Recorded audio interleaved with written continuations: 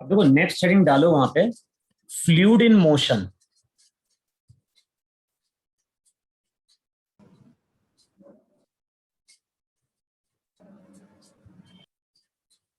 Next लिखो वहां पे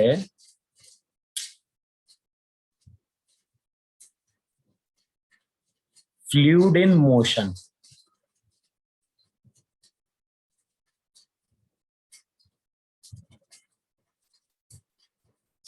अच्छा, अभी तक जो भी हमने फ्लूइड पढ़ा है वो फ्लूइड कैसा था? रेस्ट में था।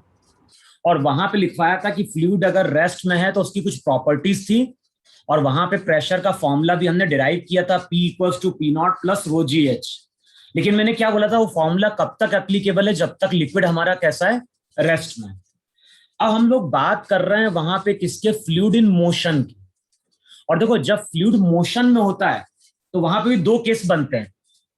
एक होता है वहां पे जब हम बात करते हैं स्टेडी फ्लो की, और एक हम बात करेंगे वहां पे स्टेडी बोलते हैं, लैमिनर फ्लो भी बोलते हैं, और दूसरा जो होता है वो होता है टर्बुलेंट फ्लो। लेकिन हम लोग जो पढ़ते हैं 11th 12th में fluid in flow, fluid in motion, वो हमारी लैमिनर फ्लो होती है। टर्बुलेंट की हम लोग बात करते हैं जो हम लोग इंजीनियरिंग में पढ़ते हैं। तो अभी हम लोग बात कर रहे हैं फ्लूइड इन मोशन की, और वहां पे भी हम बात करेंगे किसकी? लैमिनर फ्लो की। अच्छा, अब जब फ्लूइड यहां पे मोशन में है तो अगेन यहां पे कुछ एजम्पशंस, कुछ नहीं बोलेगा तो हमें एजम्पशन मान के चलना। जो पहला एजम्पशन है वो यहां पे लिखो, flow is steady.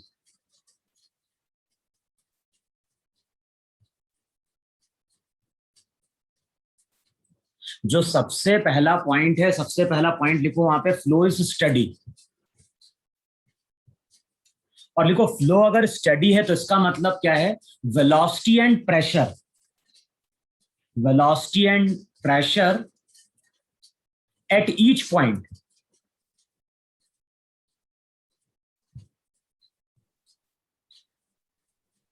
velocity and pressure at each point are constant with time।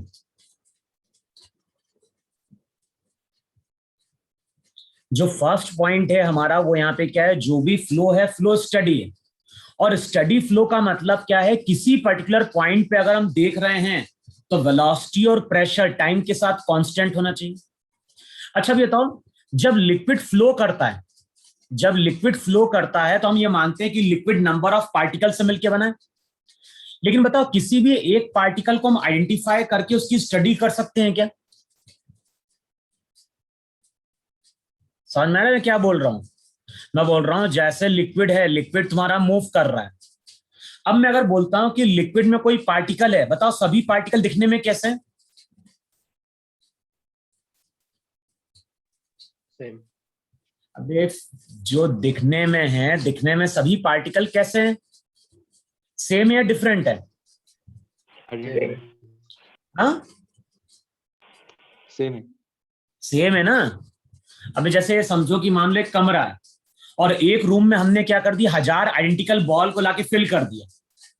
अब मान लो किसी एक बॉल को हम मूव कराएं, किसी एक बॉल को मूव कराएं, या समझ लो, ऐसा समझो कि रूम में 1000 बॉल है और 1000 बॉल क्या कर रही है? मूव कर रही है। अब बताओ, किसी एक बॉल को हम आइडेंटिफाई करके उसकी स्टडी कर पाएंगे क्या? No sir. No sir. अबे डिफरेंशिएट ही करना डिफरेंट होगा, डिफरेंशिएट कर ही नहीं पाएंगे वहां पे। अगर 1000 बॉल है, 1000 बॉल दिखने में आइडेंटिकल है, और किसी एक बॉल को हम देखना स्टार्ट करें तो हम उसको डिफरेंशिएट ही नहीं कर पाएंगे। लेकिन बताओ, अगर जो 1000 बॉल है, 1000 बॉल में से मान लो एक बॉल मेरी येलो कलर की है, और मैं बोल रहा हूं कि 1000 बॉल मूव कर रही है, तो बताओ जो येलो कलर की बॉल है उसके मोशन को हम कंटिन्यूअसली आइडेंटिफाई कर पाएंगे, नहीं कर पाएंगे? हाँ सर। Yes sir. क्योंकि वो पार्टिकल अलग से हमें दिख रहा है, तो उस पार्टिकल की हम स्टडी कर सकते हैं। लेकिन सभी पार्टिकल अगर दिखने में सेम है तो बताओ, किसी हम एक पार्टिकल की स्टडी कभी कर पाएंगे क्या? No sir. नहीं No, कर sir. सकते। तो ध्यान रखना, जब फ्लूइड मोशन में होता है तो हम फ्लूइड की स्टडी नहीं करते हैं। हम फ्लूइड में क्या करते हैं? एक पॉइंट मार्क कर देते हैं। यहां पे मान लो एक हमने पॉइंट मार्क कर दिया, और इस पॉइंट की प्रॉपर्टी क्या है? इस पॉइंट की प्रॉपर्टी है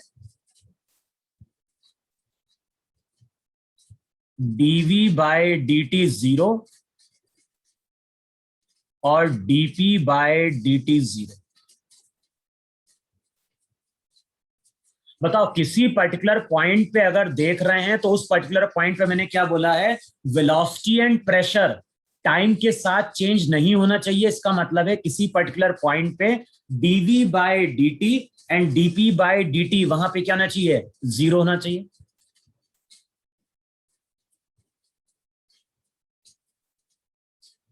अबे आया कि नहीं है जो मैंने बोला? Yes, sir. तो जब हम बोलते हैं फ्लो स्टडी है, तो स्टडी फ्लो का मतलब है किसी पर्टिकुलर पॉइंट पे ना तो वेलोसिटी चेंज होगी टाइम के साथ, ना ही वहां पे क्या होगा, प्रेशर चेंज हो रहा होगा। बताओ ये पॉइंट इतना क्लियर हो, क्लियर हो? Yes, sir. अच्छा, अब मैंने तुम्हें क्या बोला है, मैंने तुम्हें यहां पे बोला है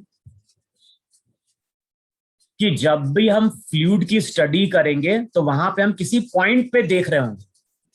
अब मान लो यहां पे हमने कोई पॉइंट मार्क किया है और इस पॉइंट को हमने नाम दे दिया ए।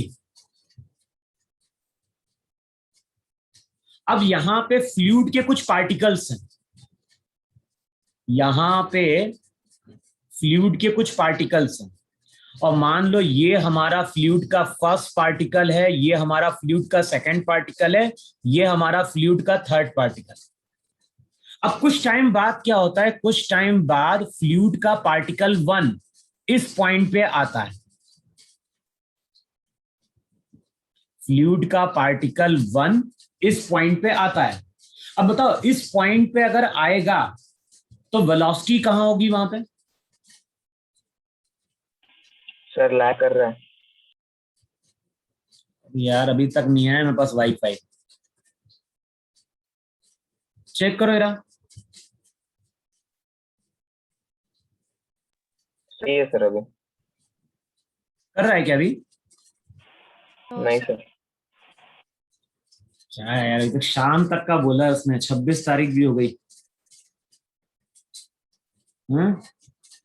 अच्छा, अब मैंने क्या बोला कि फ्लूइड का जो फर्स्ट पार्टिकल है वो तुम्हारा ए पॉइंट पे पहुंचा। अब जब ये ए पॉइंट पे पहुंचा तो मान लो इस पॉइंट पे इसकी वेलोसिटी v है। समझ में? जब मेरा पहला फ्लूइड का पार्टिकल ए पॉइंट पे पहुंचा तो ए पॉइंट पे हमें वेलोसिटी कितनी दिखाई दी, va दिखाई दी। अच्छा, वेलोसिटी का मतलब क्या है, इसका मैग्नीट्यूड भी होगा, इसका क्या होगा, डायरेक्शन भी होगा। तो जब ये पार्टिकल ए पॉइंट पे पहुंचेगा तो यहां पे वेलोसिटी का कुछ डायरेक्शन है, और उस डायरेक्शन के कारण ये पार्टिकल कुछ टाइम बाद बी पॉइंट पे पहुंचता है, और फिर कुछ टाइम बाद ये पार्टिकल मुझे मूव करता हुआ सी पे दिखाई देता है। समझ में आ रहा है? जो पार्टिकल ए पे आया था कुछ टाइम बाद वो बी से गया, कुछ टाइम बाद वो कहां पे पहुंच गया, सी से होता हुआ आगे निकल गया। अच्छा, ये तो वो पार्टिकल था जो ए पॉइंट पे पहुंचा था, और जो पार्टिकल ए पे पहुंचा है वो बी पे गया, सी पे गया, उसके बाद आगे बढ़ गया। अब कुछ टाइम बाद यहां पे सेकेंड पार्टिकल पहुंचता है। बताओ अभी कौन सा पार्टिकल पहुंचा था, अभी फर्स्ट पार्टिकल पहुंचा था। अब कुछ टाइम बाद सेकेंड पार्टिकल ए पॉइंट पे पहुंचता है। बताओ सेकेंड पार्टिकल ए पॉइंट पे अगर पहुंचेगा तो उसके पास वेलोसिटी कितनी होनी चाहिए?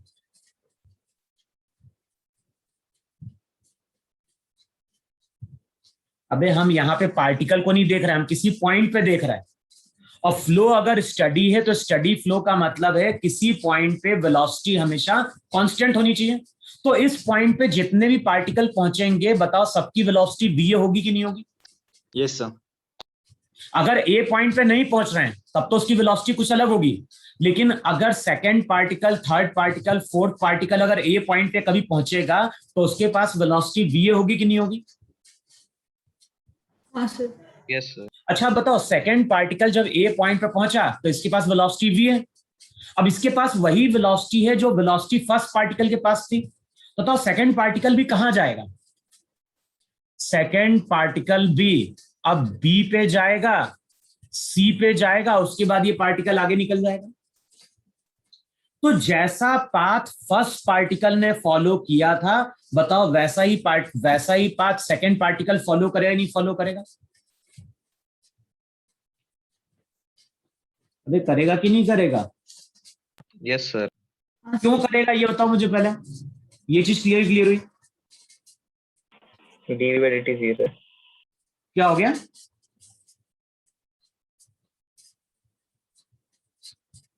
बोलो क्या बोल रहे हो तुम? नहीं सर। वेलोसिटी क्या है? कांस्टेंट है किसी पॉइंट पे। Yes sir. अब मान लो कुछ टाइम बाद थर्ड पार्टिकल मेरा यहां पहुंचा। कहां पहुंचा? थर्ड पार्टिकल भी ए पे ही आया। अब बताओ जैसे ये पार्टिकल ए पे पहुंचेगा इसके पास वेलोसिटी कितनी होगी? VA. वी होगी। अब बताओ इस पार्टिकल के पास वही वेलोसिटी है जो वेलोसिटी फर्स्ट और सेकंड के पास थी। बताओ ये भी कैसा पाथ फॉलो करेगा? ये पार्टिकल भी वही पाथ फॉलो करेगा जो पाथ पार्टिकल 1 और पार्टिकल 2 ने क्या किया था? फॉलो किया था। Yes, sir. Yes. इसका मतलब बताओ ये चीज क्लियर हुई कि नहीं क्लियर हुई? जितने भी फ्लूइड के पार्टिकल ए पॉइंट पे पहुंचेंगे सबका बताओ एक सिंगल पाथ होगा कि नहीं होगा? सिंगल पाथ होगा या सबका एक वेल डिफाइंड पाथ होगा कि नहीं होगा? Yes, sir. Yes sir. फिर से मैं रिपीट कर रहा हूं, मैं क्या बोल रहा हूं? मैं बोल रहा हूं जितने भी पार्टिकल ए पॉइंट पे पहुंचेंगे सभी पार्टिकल बी से जाएंगे और सी से जाएंगे। इसका मतलब कि सबका एक वेल डिफाइंड पाथ है कि नहीं है?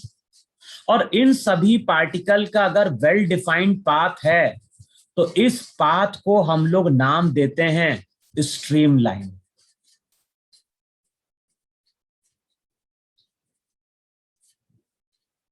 तो बेसिकली हम लोग जो फ्लो पढ़ते हैं उसको हम स्ट्रीम लाइन फ्लो भी बोलते हैं, स्ट्रीम लाइन बोलते हैं, या फिर हम उसको लैमिनर फ्लो भी बोलते हैं। बोलो इतना समझ में आया कि नहीं समझ में आया? Yes, sir. अच्छा, अब हम लोगों ने क्या डिफाइन किया? हम लोगों ने डिफाइन किया कि जो भी पार्टिकल ए पे आएगा वो हमेशा बी पे जाएगा और सी पे जाएगा, इसके अलावा कोई पाथ फॉलो ही नहीं करेगा। और हर पार्टिकल का अगर एक वेल डिफाइंड पाथ है तो उसको हम स्ट्रीम लाइन बोलते हैं। उस पाथ को स्ट्रीम लाइन बोलते हैं, या फिर उसको हम लाइन ऑफ फ्लो भी बोलते हैं, या फिर उसको हम बोलते हैं वहां पे लाइन ऑफ फ्लो। तो स्ट्रीम लाइन को हम क्या डिफाइन करेंगे? स्ट्रीम लाइन को हम डिफाइन करेंगे well defined path of a particle. देखो ये कि नहीं है वहां पे? Yes, sir. लेकिन देखो, अच्छा इस फ्लो को हम लोग नाम स्ट्रीम लाइन फ्लो देते हैं, स्ट्रीम लाइन फ्लो भी बोलते हैं, कई बार इसको हम लैमिनर फ्लो भी बोलते हैं। लेकिन मान लो अगर कोई पार्टिकल ए पे पहुंचा, जैसे ए पॉइंट हमारा यहां पे था कि नहीं था? यहां पे हमारा ए पॉइंट था। अब मान लो कोई पार्टिकल ए पे आया, पहला पार्टिकल ए पे आया और इस पार्टिकल ने इस तरह का पाथ फॉलो कर दिया। कुछ टाइम बाद यहां पे सेकंड पार्टिकल आया, लेकिन सेकंड पार्टिकल इस तरह से चला गया। कुछ टाइम बाद यहां पे थर्ड पार्टिकल पहुंचा और थर्ड पार्टिकल ने कुछ ऐसा पाथ फॉलो कर दिया। अब बताओ ए पॉइंट पे वेलोसिटी कांस्टेंट है क्या?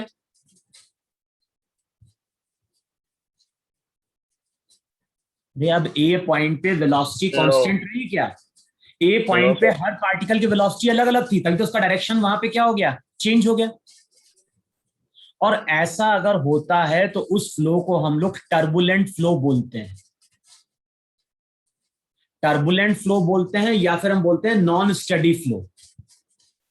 बोलो इतना समझ में आया कि नहीं समझ में आया?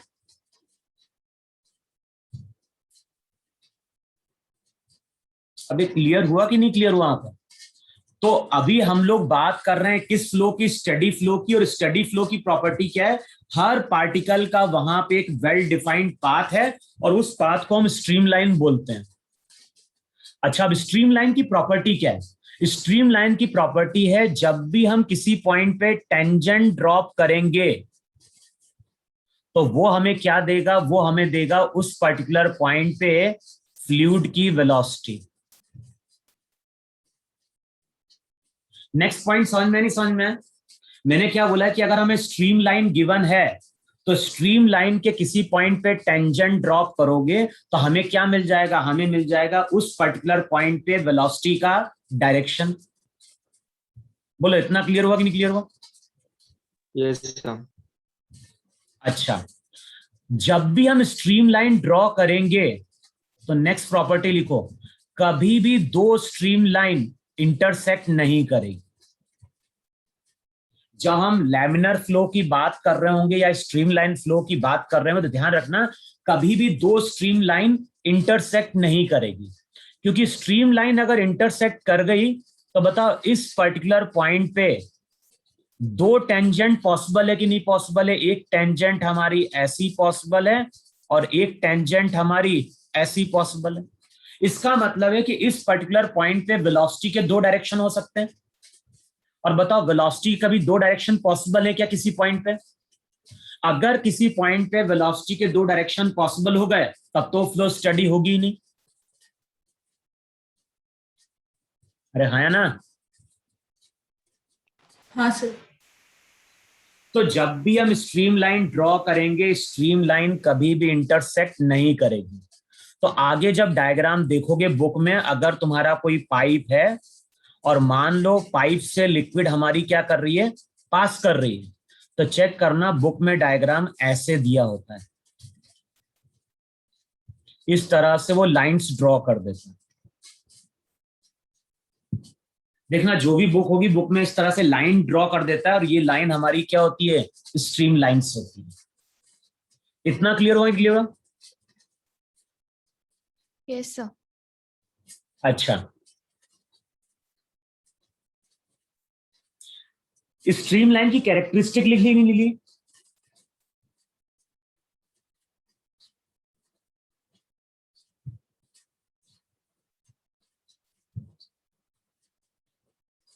लिखी कि नहीं लिखी स्ट्रीम लाइन की प्रॉपर्टी?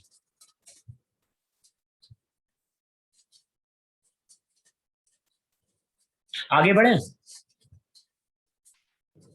अब दो एग्जाम्पल देखो जो ये जहां पे हम स्ट्रीम लाइन फ्लो की बात करते हैं।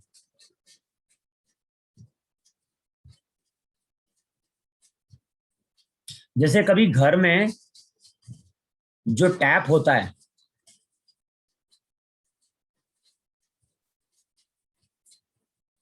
अच्छा कभी देखा है टैप को कई बार हम पूरा तेजी से फुल ओपन करते हैं, कई बार हम थोड़ा सा ओपन करते हैं नॉब को। बताओ जब हम थोड़ा सा नॉब को ओपन करते हैं तो क्या होता है, और पूरा खोल दें नॉब को तो क्या होता है?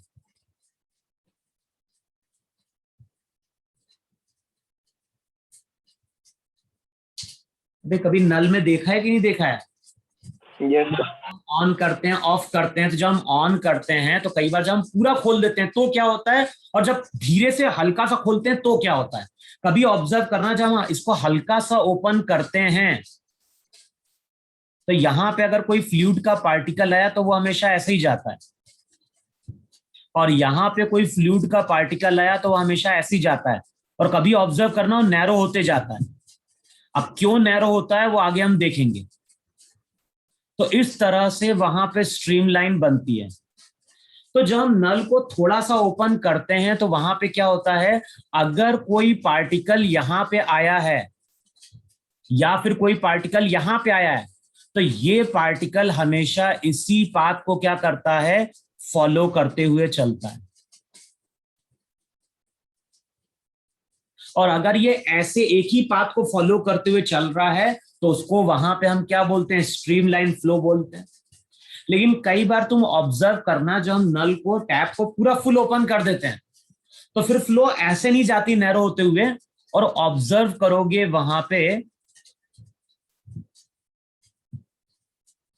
जो फ्लो होती है, जैसे कोई पार्टिकल यहां पे निकला, कोई पार्टिकल यहां पे आया, तो मान लो अभी तो ये पार्टिकल ऐसे चला गया, फिर कुछ टाइम बाद ये पार्टिकल ऐसे चला गया, कुछ टाइम बाद ये पार्टिकल यहां चला गया, कुछ पार्टिकल ऐसे चला गया, तो देखोगे वहां पे जो वाटर रहता है ना वो कभी इधर जाता है कभी इधर जाता है। ऐसा कभी देखा कि नहीं देखा? Yes sir. और कई बार देखना, अगर हम पास में खड़े तो हमारी बॉडी पे भी क्या होते हैं, वाटर के ड्रॉप्स आते हैं कि नहीं आते हैं। और ऐसा होता है जब हम उसको नल को क्या करते हैं, पूरा फुल्ली ओपन कर देते हैं और ऐसा अगर हो रहा है तो बताओ जो भी पार्टिकल यहाँ पे आया है उसने अपना एक ही पाथ फॉलो किया है क्या? नहीं, कभी ये पार्टिकल यहाँ चला गया, कभी ये पार्टिकल यहाँ चला गया, कभी ये पार्टिकल यहाँ पे चला गया। बताओ ये पार्टिकल एक दूसरे के पाथ को क्रॉस कर रहे हैं कि नहीं क्रॉस कर रहे हैं? हाँ सर। और पार्टिकल अगर एक दूसरे को पाथ को क्रॉस करते हैं तो उस फ्लो को हम लोग नाम देते हैं टर्बुलेंट फ्लो। लेकिन टर्बुलेंट फ्लो हमारे सिलेबस में नहीं होती है अभी 11th-12th में। क्लियर? तो हमारी जो स्टडी रहेगी वो रहेगी रिस्ट्रिक्टेड टू स्ट्रीमलाइन फ्लो। और होता क्या है, जब हम लोग इंजीनियरिंग कॉलेज में जाते हैं ना तो वहां पे एक एक्सपेरिमेंट होता है रेनॉल्ड्स नंबर का। अब वहां पे एक्सपेरिमेंट जो रहता है ना, मैं एक आइडिया देता हूँ। एक्सपेरिमेंट में क्या होता है, ग्लास ट्यूब होता है, पूरा एक ग्लास ट्यूब रहता है। ग्लास ट्यूब में पानी फ्लो कर रहा होता है। फिर यहां पे क्या होता है, एक नोजल लगी होती है।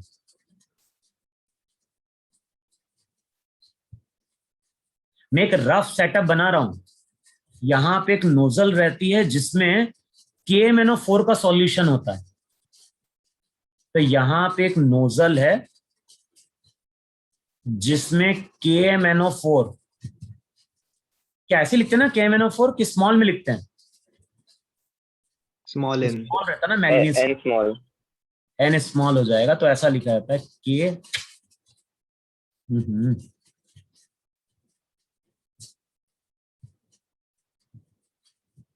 क्या हो रहा है? तो वो हो जाता है KMnO4 का सॉल्यूशन होता है। और देखो ये जो ग्लास का ट्यूब रहता है ना, ये आगे भी कनेक्टेड रहता है। ऐसा कि नहीं कंप्लीट हो गया, ये इस तरह से आगे कनेक्टेड रहेगा वहां पर। और इसमें वाटर कंटिन्यूअसली क्या रहता है, फ्लो कर रहा होता है। ऐसा रहता है सेटअप।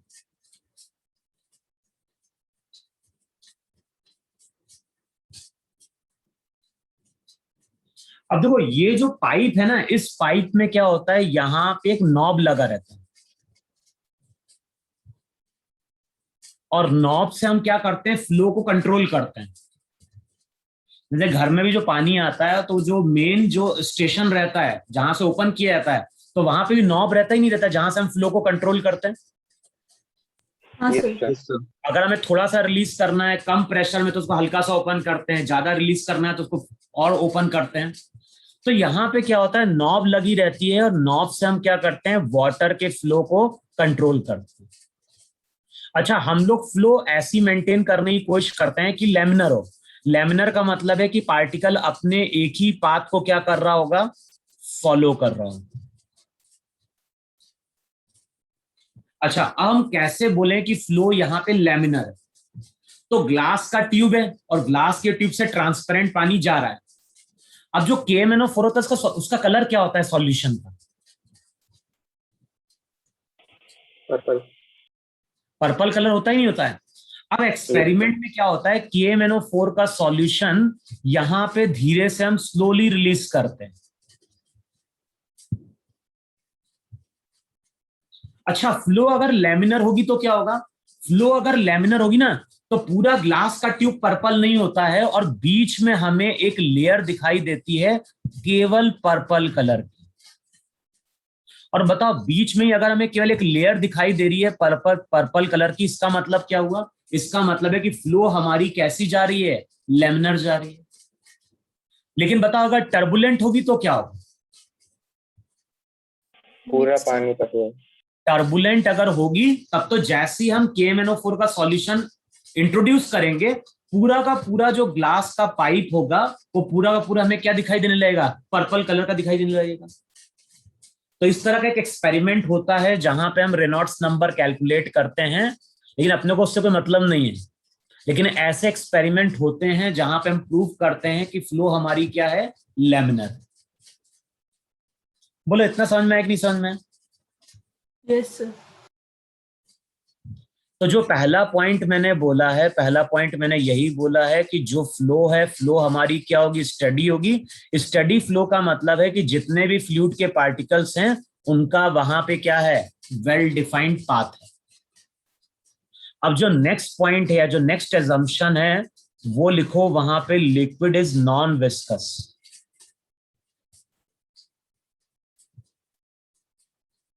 अच्छा, लिक्विड अगर नॉन विस्कस है तो वहां पे क्या लिखवाया था? वहां पे लिखवाया था कि टेंजेंट के अलोंग नेट फोर्स वहां पे क्या होगा? 0 होगा। जो भी फोर्स था, फोर्स कैसा था वहां पे?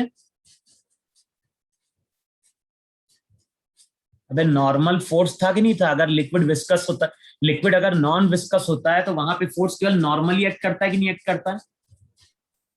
Yes sir.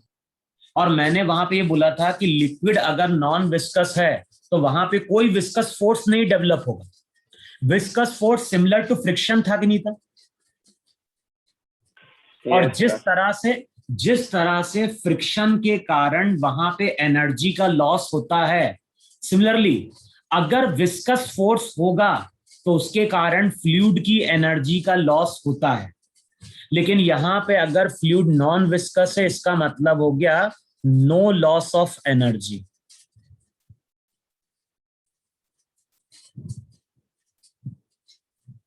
बताओ इतना समझ में आया कि नहीं समझ में? हाँ सर। तो नॉन विस्कस का मतलब हो गया कि there is no loss of energy. अच्छा, एनर्जी का अगर लॉस होता है तो फ्लूइड गर्म होगा कि नहीं गर्म होगा? Yes sir. होगा ही होगा। लेकिन यहां पे जिस फ्लूइड की हम बात कर रहे हैं वो नॉन विस्कस है, इसका मतलब हो गया कि इंटरनल फ्रिक्शन के कारण कोई भी यहां पे एनर्जी का लॉस नहीं होगा। No loss of energy due to internal friction.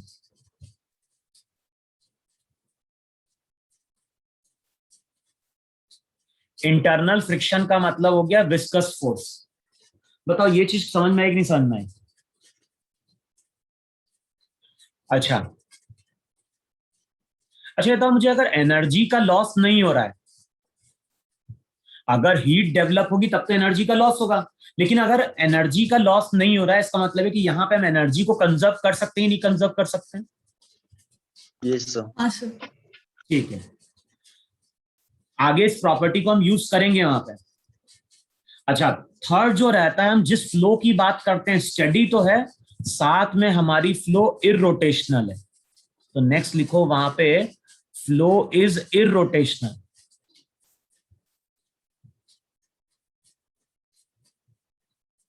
तो जिस फ्लो की हम बात कर रहे हैं, फ्लो यहां पे क्या है? इररोटेशनल है। अच्छा, अब इररोटेशनल का मतलब क्या हुआ? जैसे मान लो ये दो बाउंड्रीज हैं और इसके बीच में लिक्विड फ्लो कर रहा है, ऊपर से हम देख रहे हैं। कई बार ऐसा तो नहीं था नाले में या नाली में पानी फ्लो कर रहा है, इसको हम ऊपर से देख रहे हैं। अब देखो दो चीजें होती हैं, या तो फ्लो रोटेशनल होता है या फ्लो इररोटेशनल होता है। लेकिन जब हायर क्लासेस में जाते हैं हम, फर्स्ट ईयर सेकंड ईयर में, तो हम बात करते हैं रोटेशनल फ्लो की भी। लेकिन अभी हम जिस फ्लो की बात कर रहे हैं फ्लो इररोटेशनल है। बताओ जो मैंने डायग्राम ड्रॉ किया है वो फ्लूइड के मोशन का है, लेकिन इसको हम कहां से देख रहे हैं? इसको हम टॉप से देख रहे हैं। अब देखो हमने क्या किया, फ्लूइड को हम टॉप से देख रहे हैं, ऊपर से देख रहे हैं, और हमने फ्लूइड के सरफेस पे एक व्हील को लाके प्लेस कर दिया इस तरह से।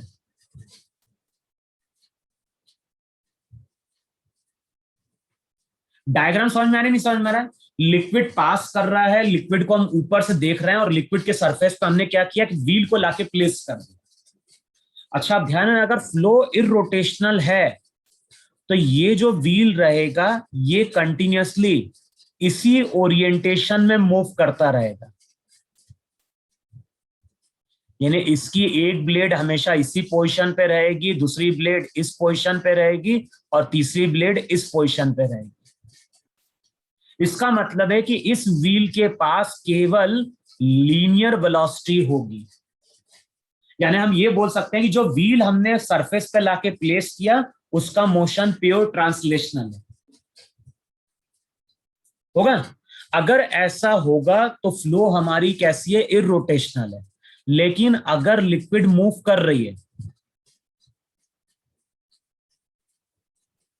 और इसके सरफेस पे हमने क्या किया, एक व्हील को लाके प्लेस किया, अब बताओ फ्लो अगर इरोटेशनल है तो ये व्हील केवल ऐसे ही आगे जाएगा क्या?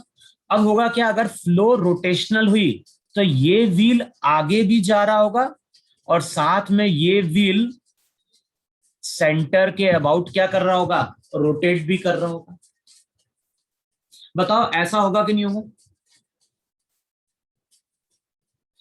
इसका मतलब ये होता है कि यहां पे जो फ्लूइड का पार्टिकल होता है उसके पास केवल लीनियर वेलोसिटी v होती है, लेकिन यहां पे अगर कोई फ्लूइड का पार्टिकल है तो उसके पास लीनियर वेलोसिटी v भी है और साथ में उसके पास क्या है, यानी वो फ्लूइड का पार्टिकल आगे भी जा रहा है, साथ में वो क्या कर रहा है, रोटेट भी कर रहा है। और बताओ अगर ऐसा होगा तो यहां पे जो काइनेटिक एनर्जी होगी उसका फॉर्मूला केवल half M V square use किया जाएगा, और यहां पे अगर काइनेटिक एनर्जी देखोगे तो वो हाफ एम वी स्क्वायर भी होगी, साथ में क्या होगी, हाफ आई ओमेगा स्क्वायर भी होगी। बोलो इतना समझ में आया कि नहीं समझ में आया? Yes sir. हम लोग जिस फ्लो की बात कर रहे हैं वो फ्लो हमारी इरोटेशनल है। फ्लो अगर इरोटेशनल है इसका मतलब ये हुआ कि यहां पे जब भी हम काइनेटिक एनर्जी की बात करेंगे तो ध्यान रखना काइनेटिक एनर्जी मेरी वहां पे हाफ एम वी स्क्वायर होगी। न्यूमेरिकल में अगर कुछ भी नहीं बोल रहा है तो हमें यही 3 एजम्पशन लेके चलना है, समझ में? तो ना तो हम सरफेस टेंशन की बात करेंगे ना ही हम विस्कस फोर्स की बात करेंगे, कुछ नहीं बोल रहा है तो हम ये तीनों एजम्पशन लेके चलेंगे। बोलो अब ये चीज क्लियर हुई कि नहीं क्लियर हुई? Yes sir. Yes sir. लिखो, इसको हम फ्लूइड डायनामिक्स भी बोलते हैं। इसकी बुक अलग से आती, तुम्हें मालूम है? No sir. इंजीनियरिंग में अलग से बुक आती है, लैमिनर की अलग होती है, टर्बुलेंट की अलग होती है बुक भी। अच्छा, अब हम लोग बात कर रहे हैं फ्लूइड इन मोशन की। ब्रांच हमारी क्या है, फ्लूइड डायनामिक्स कहलाती है, और हम लोग जो फ्लो पढ़ रहे हैं वो फ्लो हमारी कैसी है, स्टडी फ्लो है। स्टडी फ्लो का मतलब है लैमिनर फ्लो या फिर हम बोलते हैं स्ट्रीमलाइन फ्लो। अब यहां पे ध्यान रखना, अगर हम न्यूमेरिकल सॉल्व करेंगे केवल 2 ही फॉर्मूले होते हैं और इन्हीं दोनों फॉर्मूले से क्वेश्चन बेस्ड आते हैं, और आईआईटी में हर साल इस टॉपिक से क्वेश्चन आता है। आईआईटी में क्या, इनफैक्ट कोई सा भी एग्जाम हो हर साल स्टैटिक्स से चांसेस कम होते हैं कि आएगा या नहीं आएगा, लेकिन फ्लूइड इन मोशन से हमेशा एक क्वेश्चन आएगा। अब देखो यहां पे मैंने क्या बोला है, 2 ही थ्योरम है जो यूज की जाती हैं। तो यहां पे पहली थ्योरम लिखो जिसको हम यूज करते हैं, वो होती है इक्वेशन ऑफ कंटिन्यूटी।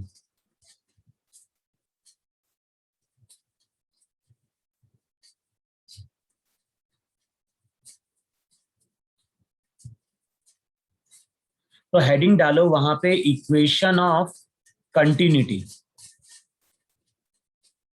और सबसे पहला पॉइंट लिखो वहां पे इक्वेशन ऑफ कंटिन्यूटी का, it is based on conservation of mass.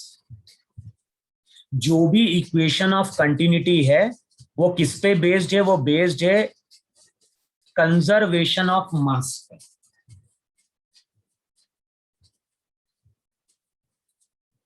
अच्छा अब एक चीज समझो जरा यहां पे,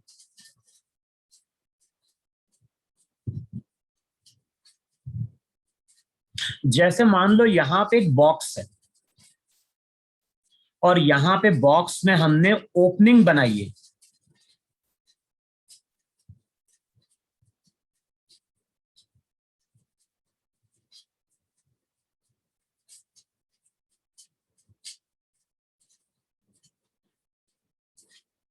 इसको ऐसा शो कर दो, बॉक्स है और इस बॉक्स में हमने साइड में 2 ओपनिंग बना दिए, यहां पे और यहां पे। ये हो गया तुम्हारा ग्राउंड।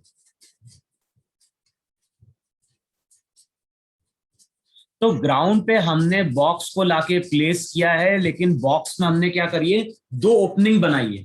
बताओ ये दोनों ओपनिंग सेम लेवल पे है कि नहीं?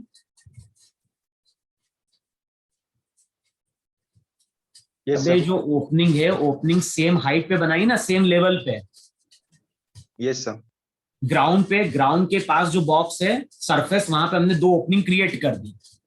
अच्छा, अब जो बॉक्स है, मान लो ये बॉक्स हमारा वुड का है। अच्छा, ये बॉक्स अगर वुड का है, सॉलिड बॉक्स है, तो इसका वॉल्यूम कांस्टेंट है कि नहीं? Yes, sir. अब हम क्या बोल रहे हैं, इस बॉक्स का डायमेंशन ऐसा है कि यहां पे किसी भी टाइम पे 1 2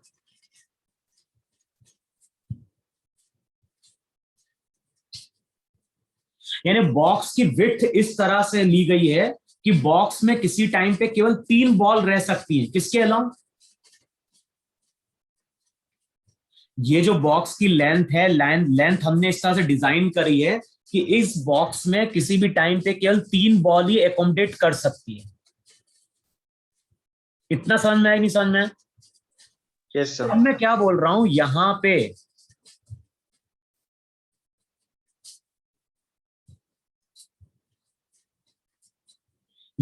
पे अब ग्राउंड पे क्या है, नंबर ऑफ बॉल्स है। यानी ये सब बॉल एक के पीछे एक लगी हुई हैं, और यहां पे एक पर्सन है, और ये पर्सन कंटिन्यूअसली इन बॉल को क्या करते जा रहा है, फोर्स करते हुए जा रहा है। अच्छा, अभी जो पर्सन कंटिन्यूअसली बॉल को यहां पे फोर्स करते हुए निकालेगा, तो यहां से बॉल अब बाहर निकलना स्टार्ट करेगी, नहीं निकलना स्टार्ट करेगी? अच्छा, तो किसी टाइम पे अगर यहां पे 2 बॉल बाहर निकली हैं, तो इसका मतलब क्या हुआ? किसी टाइम पे अगर यहां पे 2 बॉल बाहर निकली है, तो इसका मतलब ये हुआ कि 2 बॉल वहां पे एंटर कर गई होगी, नहीं एंटर कर गई होगी? Yes, sir. Yes, sir. यानी पहले जो 3 बॉल थी उसमें केवल एक ही बॉल पुरानी रह गई कि नहीं रह गई? Yes, sir. Yes, sir. और 2 बॉल हमारी नई एंटर कर गई, नहीं एंटर कर गई? Yes, sir. अच्छा बताओ, यहां पे इस डायग्राम में हमेशा ऐसा होगा कि नहीं होगा कि अगर मान लो 4 बॉल बाहर निकलेगी, तो उसका मतलब कि उतने ही टाइम में 4 बॉल वहां पे एंटर कर चुकी होगी? Yes, sir. हाँ सर। भाई रहेगी तो अंदर केवल 3 ही बॉल, लेकिन अगर एक साइड से 10 बॉल हमने एंटर करा दी, तो दूसरी साइड से 10 बॉल भी बाहर निकली, नहीं निकलेगी? Yes, sir. हमेशा कितनी, देखो, अच्छा टोटल बॉल काउंट करो पहले, स्टार्टिंग देखो, स्टार्टिंग में बॉल कितनी थी यहाँ? ये फर्स्ट बॉल थी, ये सेकंड बॉल थी, थर्ड, फोर्थ। अच्छा, ओपनिंग के पहले कितनी बॉल थी? 4 बॉल है कि नहीं बेसिकली? अबे ओपनिंग के पहले 4 बॉल है कि नहीं? 3 बॉल अंदर थी, 4 बॉल बाहर थी। अब मैं अगर 4 बॉल को अंदर की ओर फोर्स करूंगा, तो इसका मतलब कितनी बॉल बाहर निकलनी चाहिए? फिर 4 बॉल बाहर निकल जाएगी। अब बताओ कौन सी बॉल अंदर रही होगी? 7th. 7, 6 और 5। भाई अब जो बॉल बॉक्स के अंदर होगी, उनका नंबर क्या होगा? उनका नंबर होगा 5, वहां पे 7, 6, 6, 5. 5। लेकिन 4 बॉल बाहर निकल गई, नहीं निकल गई? Yes. Yes, sir.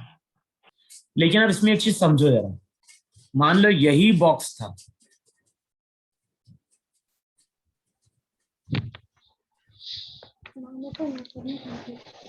यही हमारा यहां पे क्या था, बॉक्स था। लेकिन अब मैं बोल रहा हूं,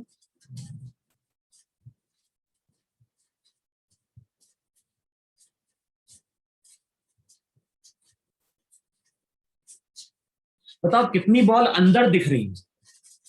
5.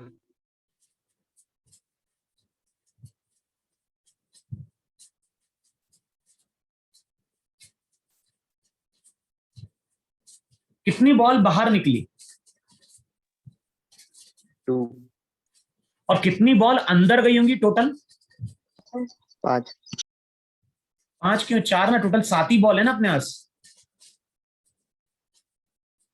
अबे टोटल 7 बॉल थी, 3 बॉल पहले से अंदर थी, अब मैंने क्या बोला, 4 बॉल को अंदर मूव करा दिए, तो टोटल 7 बॉल आई अंदर, लेकिन बाहर कितनी निकली?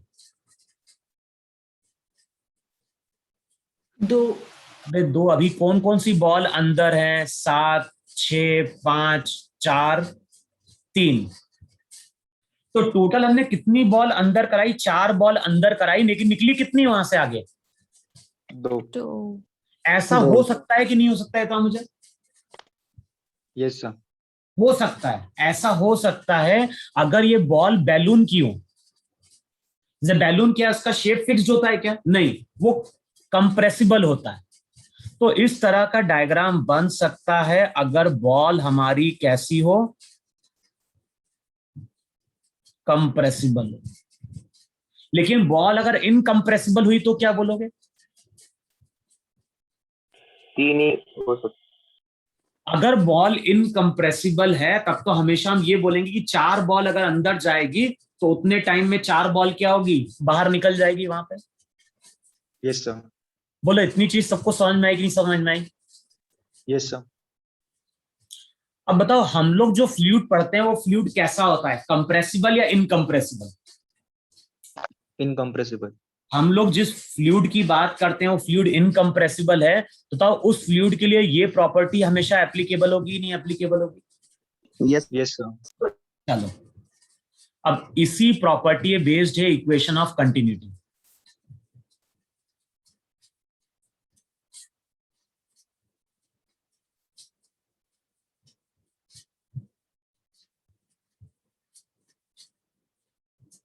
अब मैं यहां पे क्या बोल रहा हूं, यहां पे बोल रहा हूं कि हमारे पास एक ट्यूब है।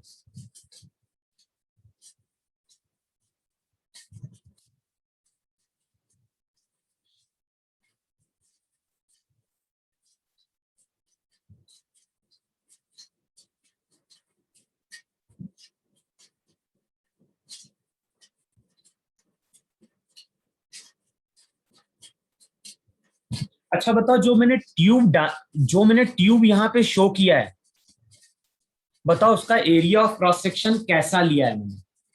Non uniform. यूनिफॉर्म है या नॉन नॉन यूनिफॉर्म है? Non uniform. बताओ इसका एरिया हर जगह वेरी कर रहा है कि नहीं वेरी कर रहा है? Yes sir. अब हम क्या कर रहे हैं, इससे लिक्विड को पास कराने, यानी एक ट्यूब है और इस ट्यूब से पानी कंटिन्यूअसली क्या हो रहा है? फ्लो कर रहा है। तो इस तरह से वहां पे हम स्ट्रीम लाइन शो करेंगे।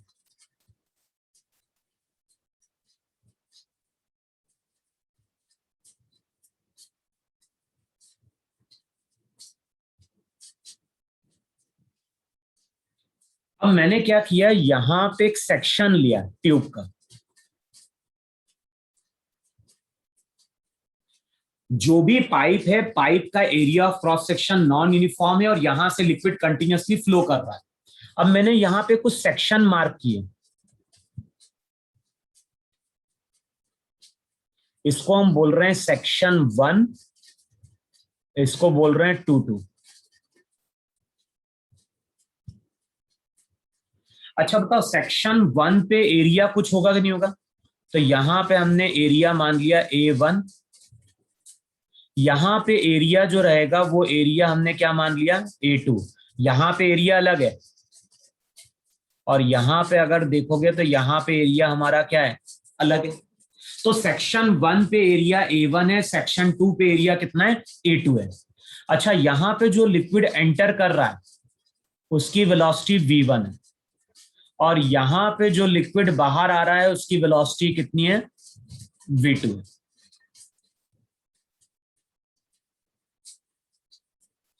अब इसको इमेजिन करना है इतने सेक्शन को 1 से 2 के बीच का। अब बताओ 1 से 2 के अगर बीच में देखेंगे तो पाइप ऐसा है कि नहीं है? यहां पे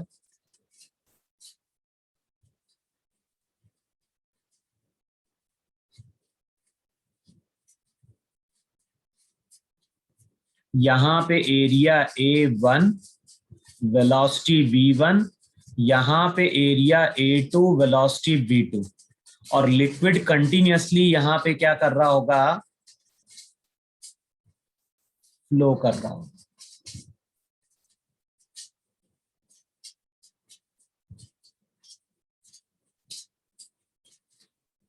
अब देखो, हमने t इक्वल्स टू 0 पे ऑब्जर्व करना स्टार्ट किया।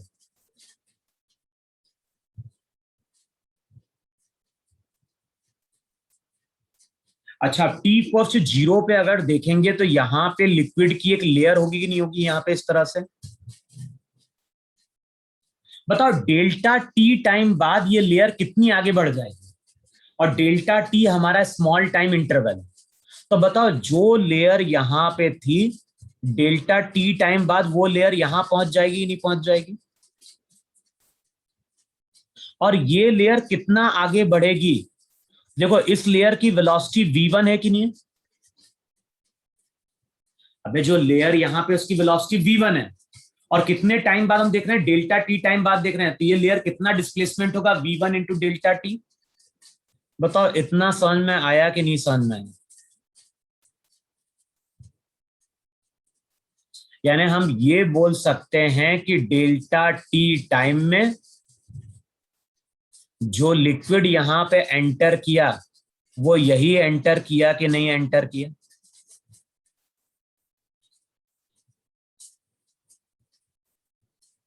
अबे लिक्विड तो कंटिन्यूअसली पाइप से पास कर रहा है ही नहीं पास कर रहा है।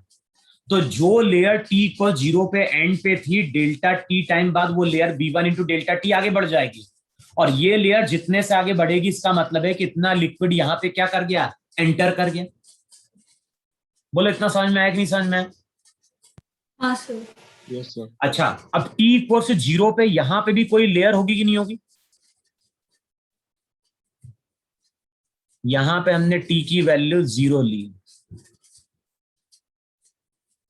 अच्छा, अब जो लेयर यहां पे थी, बताओ डेल्टा टी टाइम बाद वो लेयर कितनी आगे बढ़ गई होगी। डेल्टा टी टाइम बाद अगर देखोगे तो वो लेयर मूव करके यहां कहीं पहुंच गई होगी,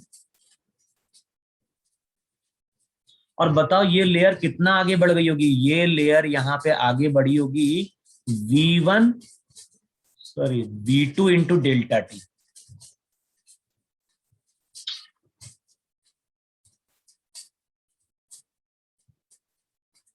बोलो इतना है कि नहीं है।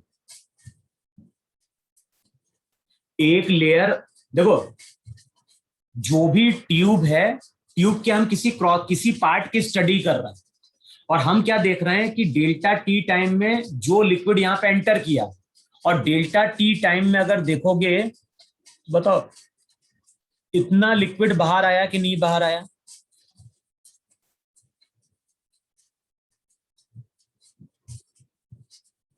अबे आया कि नहीं आया। हाँ Yes, sir. sir. Yes sir. अच्छा अब बताओ, लिक्विड अगर इनकम्प्रेसिबल है, तो मैंने क्या लिखवाया था उससे पहले डायग्राम में, कि किसी टाइम पे अगर 4 बॉल अंदर जाएगी, टोटल तो 3 ही बॉल अंदर रह सकती है, तो अगर 4 बॉल अंदर जाएगी तो बाहर कितनी निकलनी चाहिए, 4। 4 ही निकलनी चाहिए। तो भाई सेम चीज यहां पे है कि नहीं है। ये जो ट्यूब का एरिया, ये जो ट्यूब का हमने सेक्शन लिया है, वो केवल इतने ही फ्लूइड को एकोमोडेट कर सकता है कि नहीं एकोमोडेट कर सकता है। Yes, sir.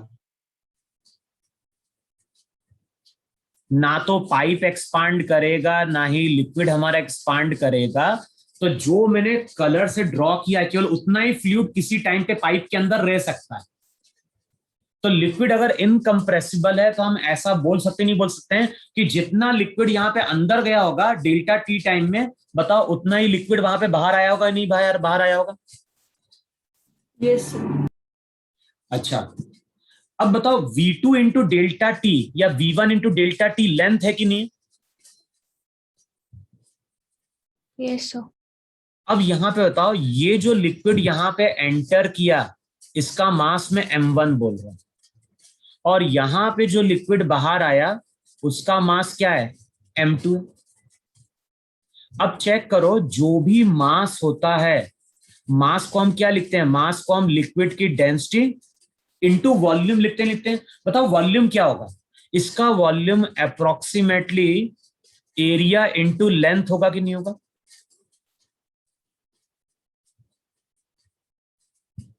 अरे हाँ या ना। हाँ सर। अच्छा, जो लिक्विड बाहर निकल के आया उसका मास क्या होगा, उसका मास हो जाएगा डेंसिटी। अब वॉल्यूम क्या लिखोगे, ये वॉल्यूम की बात कर रहा हूं मैं, ये वाले वॉल्यूम की। बताओ, ये वाला वॉल्यूम हो जाएगा एरिया इंटू लेंथ, और लेंथ हो जाएगा वहां पे V2 डेल्टा टी। अब बताओ क्या चीज इक्वल होनी चाहिए? M1 M2। हाँ,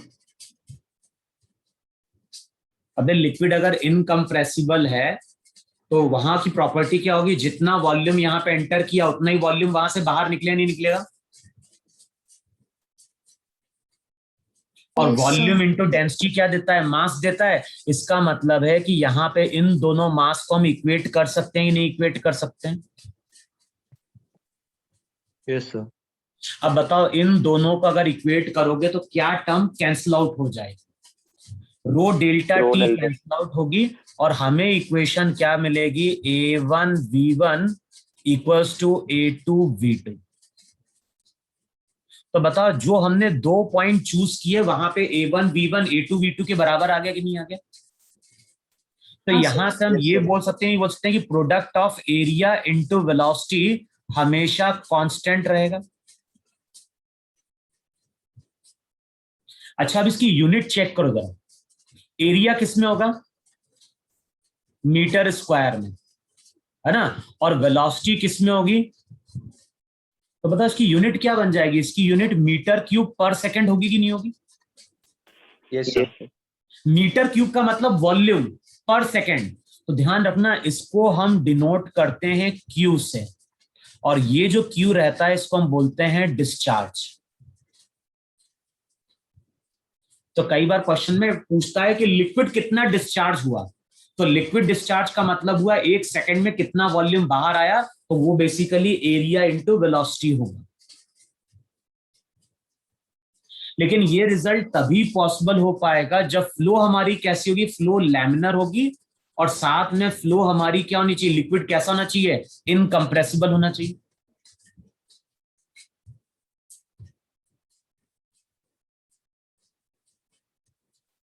बोलो, इतना समझ में नहीं आया कि नहीं समझ में आया इतना तुम्हें? Yes sir. अब लिखो, इसका स्टेटमेंट लिखो जरा, इक्वेशन ऑफ कंटिन्यूटी।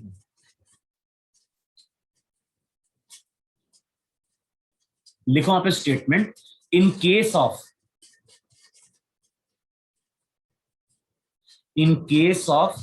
नॉन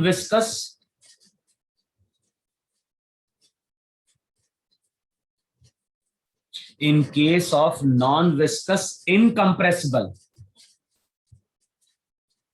और ध्यान है, यहां पे जो मेन प्रॉपर्टी यूज हो रही है वो इनकंप्रेसिबल की प्रॉपर्टी यूज हो रही है। एनर्जी से इसका कोई मतलब नहीं है, लेना देना। तो यहां पे हम क्या लिख रहे हैं? In case of non viscous incompressible and steady flow. In case of non viscous incompressible and steady flow,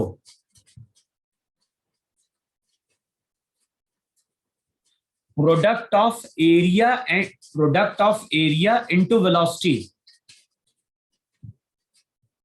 product of area and velocity always remains constant.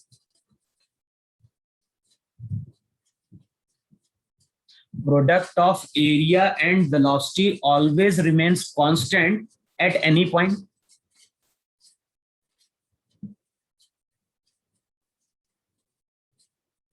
बताओ, किसी भी पॉइंट पे एरिया इंटू वेलोसिटी का प्रोडक्ट हमेशा constant होगा कि नहीं होगा? Yes sir. ये फॉर्मूला बस याद रख लो, डेरिवेशन का कोई मतलब है नहीं हमें। तो बस ये ध्यान रखना है कि एरिया इंटू वेलोसिटी कांस्टेंट है, और यहाँ पे हम क्या चीज इक्वेट कर रहे हैं? बेसिकली मास को हम इक्वेट कर रहे हैं। और मास को हम क्यों इक्वेट कर रहे हैं? कि जितना वॉल्यूम यहाँ पे जाएगा उतना वॉल्यूम बाहर निकलेगा, और वॉल्यूम इंटू डेंसिटी वहां पे क्या हो जाता है? मास हो जाता है। अच्छा, अब इस पे भी क्वेश्चन आ चुका है। इस फॉर्मूले पे भी न्यूमेरिकल बनते हैं,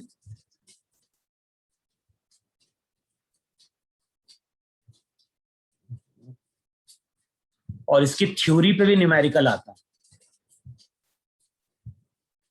अब देखो, कुछ एग्जांपल लिखो जरा यहां।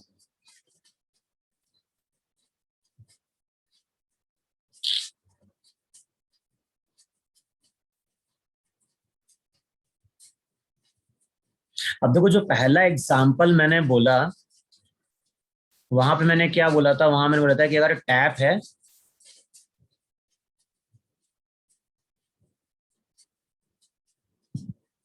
और बताओ जैसे ही हम टैप को ओपन करते हैं तो वाटर जो रहता है वो बाहर आता है, और हम लोग बात कर रहे हैं किसकी? मैंने क्या बोला है? फ्लो कैसी होनी चाहिए? स्टडी। स्टडी। अब बताओ स्टडी फ्लो की प्रॉपर्टी क्या है? फ्लूइड पार्टिकल हमेशा एक वेल डिफाइंड पाथ को फॉलो करता है। और कभी ऑब्जर्व करना, जब नल को हम पार्शियली ओपन करते हैं तो वहां पे वाटर तो बाहर आता है, लेकिन कभी ऑब्जर्व किया है कि जैसे हम नीचे की ओर जाते हैं हमें वाटर नैरो होता हुआ दिखाई देता है? कभी ऐसा ऑब्जर्व किया कि नहीं ऑब्जर्व किया? हाँ सर। Yes, sir. बहुत कम लेंथ में नहीं, लेंथ भी, हाइट भी हमें ज्यादा चाहिए। अगर बहुत ज्यादा हाइट में देखेंगे तो हमें दिखाई देगा कि वाटर का जो एरिया है वो नैरो होते जा रहा है। यानी यहां पे अगर देखोगे तो यहां पे एरिया कम मिलेगा, और यहां पे अगर देखोगे तो यहां पे एरिया ज्यादा मिलेगा। बताओ ऐसा ऑब्जर्व किया है कि नहीं ऑब्जर्व किया? हाँ सर।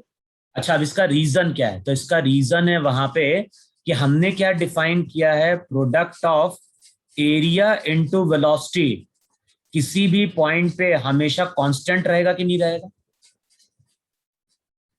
अच्छा, अब बताओ यहां पे जो पार्टिकल एंटर किया, यहां पे जो पार्टिकल एंटर कर रहा होगा, बताओ उसकी कुछ वेलोसिटी v1 होगी कि नहीं होगी?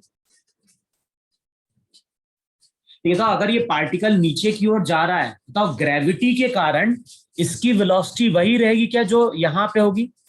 यहां पे बताओ वेलोसिटी बढ़ेगी या घटेगी? बढ़ेगी सर।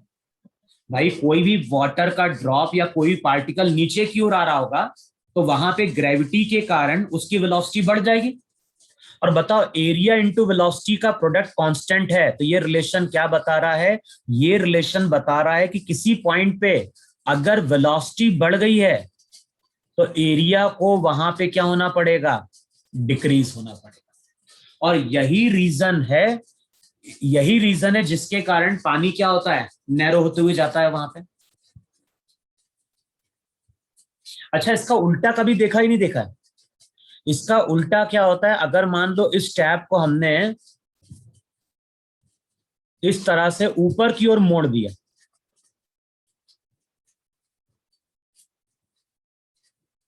बताओ अगर टैप को इस तरह से हम उल्टा कर देते हैं तो कभी ऑब्जर्व करना, जो पानी बाहर निकलता है वो ऐसा चला जाता है। ऑब्जर्व किया है ऐसा कभी? Yes, sir. अरे गार्डनिंग में अपन पाइप यूज करते हैं नहीं यूज करते हैं? तो कभी देखना पाइप को अगर हम उल्टा कर देते हैं तो पानी इस तरह स्प्रेड होता है कि नहीं होता है? अब बताओ Yes, यहां पे जो एरिया मिलता है हमें, और यहां जो एरिया मिलता है, बताओ यहां पे एरिया बढ़ता है या घटता है? बढ़ता है सर। बढ़ता है। क्यों बढ़ता है? क्योंकि देखो फिर से रीजन वही है कि यहां पे जो पार्टिकल एंटर करेगा उसकी वेलोसिटी v1, और यहां जो पार्टिकल पहुंचेगा उसकी वेलोसिटी क्या हो गई? v2। बताओ ग्रेविटी कहां एक्ट कर रही है? नीचे. ग्रेविटी नीचे की ओर एक्ट कर रही है। बताओ वेलोसिटी क्या होगी? वेलोसिटी इंक्रीज होगी या वेलोसिटी डिक्रीज हो रही होगी? Decrease. और बताओ वेलोसिटी अगर डिक्रीज करेगी तो फिर से लॉजिक यूज करो, a इंटू वी कॉन्स्टेंट होता है। वेलोसिटी अगर डिक्रीज हो रही है, वेलोसिटी अगर डिक्रीज कर रही है तो एरिया को वहां पे क्या होना पड़ेगा? इंक्रीज करना पड़ेगा। बोलो इतना समझ में आया कि नहीं समझ में आया? Yes, sir. अच्छा, जैसे मान लो ये ग्राउंड है,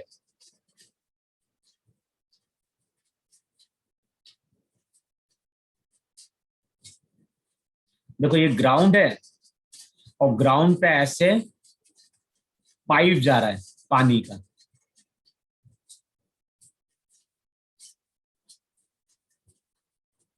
और मान लो यहां कोई पर्सन है,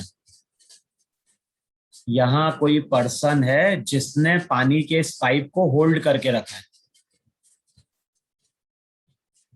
अच्छा, कई बार ऐसा देखा नहीं देखा है, कहीं पानी दिया है, गार्डनिंग करी है कभी है? हाँ sir. Yes, sir. Yes sir. होते हैं कि आजकल गार्डन भी। अच्छा, कई बार ऐसा देखा है कि पाइप की लेंथ छोटी होती है और जिस प्लांट तक पानी पहुंचाना है वो प्लांट बहुत दूर होता है, तो हम करते क्या है? दबाते सर। एरिया, यस एरिया कम तो करते एक तो हम क्या करते हैं, जो पाइप रहता है उसके ऊपर एक तो हम थंब को लाके प्लेस करते हैं। Yes sir. Yes sir. दूसरा कभी देखना, दूसरा हम क्या करते हैं, पाइप को भी हम एंगल चेंज करते हैं। हाँ नहीं करते हैं? देखो, यस थंब रखने से क्या होगा, जैसे ही पर्सन यहाँ पे अपना थंब लाके प्लेस करेगा तो बेसिकली वो एरिया को वहां पे क्या करता है, डिक्रीज करा देता है। कम। Yes sir. अच्छा, एरिया डिक्रीज करेगा तो वेलोसिटी क्या हो गई? इंक्रीज। तो एक तो उसको वेलोसिटी को बढ़ाना है। अच्छा, दूसरी इसको रेंज भी बढ़ानी है कि नहीं बढ़ानी है? Yes. यस तो हम पाइप को हॉरिजॉन्टल नहीं रखते हैं और पाइप को बेसिकली हम क्या करते हैं, 45 डिग्री पे लाने की increase करें। कोशिश करते हैं, क्योंकि हमें मालूम है कि 45 डिग्री पे अगर कोई पार्टिकल बाहर निकलेगा तो वो मैक्सिमम डिस्टेंस ट्रेवल करेगा नहीं ट्रेवल करेगा। Yes Yes, sir. sir. तो वहां पे Yes. जो पर्सन रहता है वो इक्वेशन ऑफ कंटिन्यूटी भी यूज करता है और साथ में वो प्रोजेक्टाइल की लॉजिक को भी यूज करता है और वो पाइप का ओरिएंटेशन इस तरह से ऊपर करने की कोशिश करता है। अब क्या होगा, जो पानी बाहर निकलेगा वो ज्यादा डिस्टेंस क्या करेगा, कवर करेगा। तो जो लॉजिक यूज किया जाता है वो यही यूज किया जाता है कि एरिया इंटू वेलोसिटी को क्या करना है, एरिया इंटू वेलोसिटी का प्रोडक्ट कांस्टेंट है, तो जब भी हम एरिया घटाएंगे तो वेलोसिटी वहां पे क्या होगी, इंक्रीज कर जाएगी। और वेलोसिटी इंक्रीज करेगी तो जो पार्टिकल रहेगा वो ज्यादा डिस्टेंस क्या कर रहा होगा, कवर कर रहा होगा। अच्छा, एक चीज और देखी होगी, जब रिवर फ्लो करती है तो ऐसा नहीं कि रिवर का फ्लो लैमिनर होता है, हमेशा कई बार टर्बुलेंट भी हो जाता है। लेकिन कभी देखा है जब रिवर फ्लो करती है तो जो विड्थ रहती है हमेशा हर जगह सेम होती है ग्राउंड प्लेन पे? No sir. No, sir. कई जगह देखा होगा जब रिवर प्लेन पे आती है तो फैल जाती है और पहाड़ों के बीच से पास करती है तो क्या होती है, नैरो। नैरो हो जाती है। अब बताओ, थोड़ा बहुत लॉजिक यहाँ पे यही लगता है कि एरिया अगर कम हो गया, बताओ वेलोसिटी हमें क्या दिखाई देगी, ज्यादा। और ऐसा होता ही नहीं होता है कि अगर पत्थरों के बीच से या पहाड़ों के बीच से नदी पार कर रही है तो हमें दिखाई देता है कि बहुत तेजी से चल रही है, और जब प्लेन में रिवर दिखती है हमें ऐसा लगता है कि रिवर खड़ी हुई है ना, रिवर के जो पार्टिकल वाटर जो है वो एक तरह से स्टेगनेंट है, ऐसा लगता ही नहीं लगता है। Yes, sir. लेकिन लॉजिक वहां पे क्या है, रिवर हमेशा फ्लो करती है, करती नहीं करती है? Yes sir. यस तालाब का पानी रहता है वो स्टेगनेंट रहता है, कि तालाब का तो एक डेफिनेट क्या है, एरिया है जहां पानी भरा हुआ है, लेकिन रिवर तो हमेशा फ्लो कर रही है ना। Yes sir. यही रीजन होता है, मैं क्या बोल रहा हूँ, पहाड़ों के बीच में हमें रिवर तेजी से मूव करते हुए दिखाई देती है क्योंकि एरिया कम होता है, और जब हम ग्राउंड प्लेन में देखते हैं तो एरिया बढ़ जाता है, एरिया बढ़ जाता है तो वेलोसिटी हमें बहुत कम दिखाई देती है। तो हमें ऐसा परसेप्शन लगता है कि पानी रुका हुआ है नदी का, लेकिन कभी नदी का पानी रुका हुआ होता है क्या? नहीं। नो वो सर। तो हमेशा क्या हो रहा होगा, कंटिन्यूअसली फ्लो कर रहा होगा वहां पे। बोलो, इतना समझ में आया कि नहीं समझ में आया? Yes, sir. Yes sir. Upon equation of continue, Bernoulli's equation start करें क्या? क्योंकि वो थोड़ा लेंथी टॉपिक है, सोचा एक क्वेश्चन मिलेगा क्या इसके इक्वेशन ऑफ कंटिन्यूटी पे।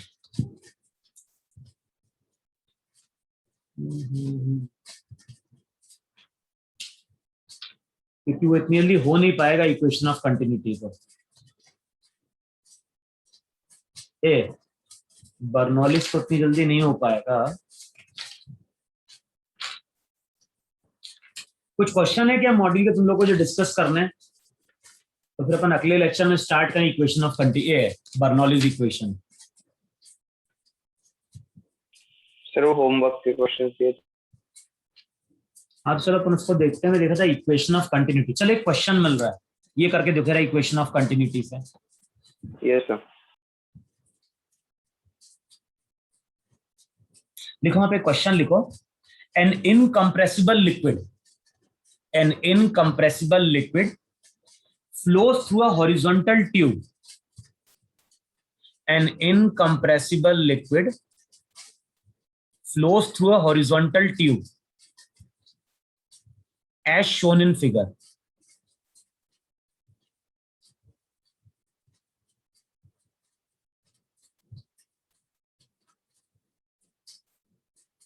As shown in figure.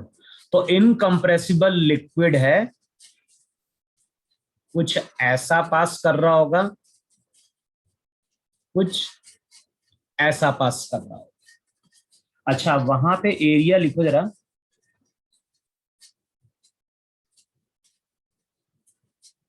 यहां पे area of cross section A बोल रहा है,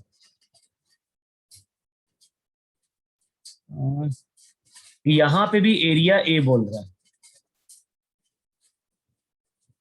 लेकिन यहां पे जो एरिया है वो बोलता है 1.5A। 1.5A और यूनिट हमारी क्या है, मीटर स्क्वायर। अच्छा, यहां पे जो पार्टिकल एंटर कर रहे हैं उसकी वेलोसिटी बोल रहा है v1, यहां पे 3 मीटर पर सेकेंड। यहां से जो पार्टिकल बाहर निकल रहा है उसकी वेलोसिटी दी हुई है 1.5 मीटर पर सेकेंड। और यहां पे जो फ्लूइड पार्टिकल आ रहा है बाहर उसकी वेलोसिटी v3 नहीं मालूम। अब क्वेश्चन में क्या बोल रहा है, an incompressible liquid flows through a horizontal tube as shown in figure, then the velocity of the fluid is, then the velocity of fluid v3 is। तो बताओ v3 की वैल्यूज क्या होगी।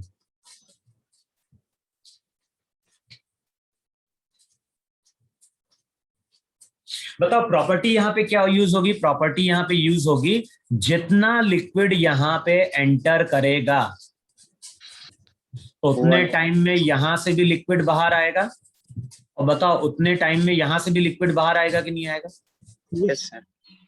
और लिक्विड अगर इनकम्प्रेसिबल है, बताओ वॉल्यूम को हम क्या करेंगे, इक्वेट करेंगे। इसका मतलब मास को हम इक्वेट कर दें, तो यहां पे अगर मास m होगा, यहां पे मास m1 बाहर आया, यहां पे मास m2 बाहर आया, तो बेसिकली क्या होना चाहिए, m किसके बराबर होना चाहिए, m1 प्लस।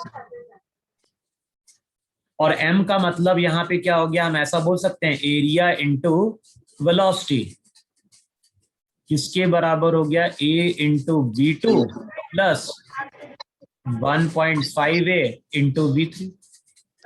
1 आ रहा है सर। भाई मास को हम इक्वेट करेंगे तो बेसिकली मास का मतलब क्या है, एरिया इंटू वेलोसिटी को हमें इक्वेट कर देना है वहां पे।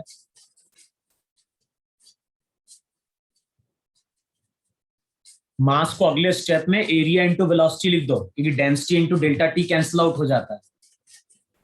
अब सबकी वैल्यू पुट करो और बता दो v3 कितना आ रहा है वहां पे। 1। तो इस तरह के देखोगे बुक में क्वेश्चन दिए होते हैं, तो जब भी इस तरह के ट्यूब के क्वेश्चन दिए होंगे तो वहां पे केवल करना क्या है, एरिया इंटू वेलोसिटी का प्रोडक्ट क्या कर देना, कांस्टेंट कर देना वहां पर। बोलो इतना समझ में आया कि नहीं समझ में आया। Yes sir. Yes sir. चलो कौन सा क्वेश्चन बोल रहे हो, उस दिन वाला ही बोल रहे हो क्या जो लिखवाए थे मैंने। Yes sir. ये एक मिनट था ना, एक तो अपन ने कल कर लिया था।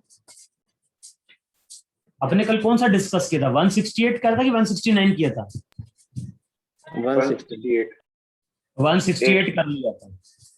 बोलो आज अपन 169 डिस्कस कर लेते हैं, कल 171 कर लेंगे। 169 में क्या बोल रहा है वहां पे, an ice cube of size 20 centimeter is floating in a tank. Base area 50 by 50 centimeter, partially filled with water. Density of water is 1000 kg per meter cube and that of ice is 900 kg per meter cube. Calculate increase in gravitational potential energy when ice melts completely. अब इस तरह के question की theory देखी थी नहीं देखी थी तुम लोगों ने? Yes, sir.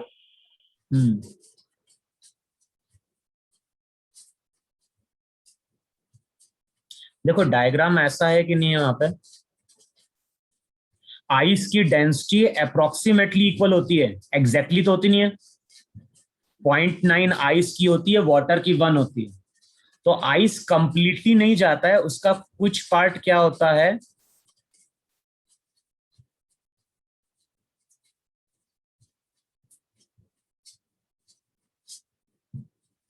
बताओ। डायग्राम इनिशियली ऐसा है कि नहीं होता है?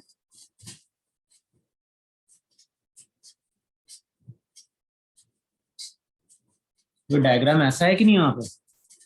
और मान लेते हैं ये जो इनिशियल लेवल है ये हमारा इनिशियल लेवल H है।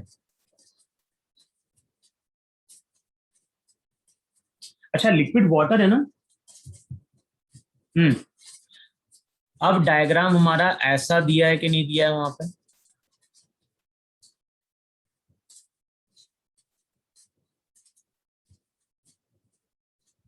अच्छा, तो मैंने थ्योरी क्या समझाई थी आइस और वाटर के केस में? Density. नहीं, मैंने क्या बोला था कि जैसे आइस का मास मान लो m है, ये आइस क्यूब फ्लोट कर रहा है, तो हम इक्वेशन लिखते थे mg किसके बराबर? बॉयंसी फोर्स के बराबर। और बॉयंसी फोर्स को हम लिखते थे volume inside the liquid, density of liquid into g। तो आइस का कितना वॉल्यूम वाटर के अंदर है? बताओ, आइस का इतना वॉल्यूम पानी के अंदर है कि नहीं? वे है या नहीं?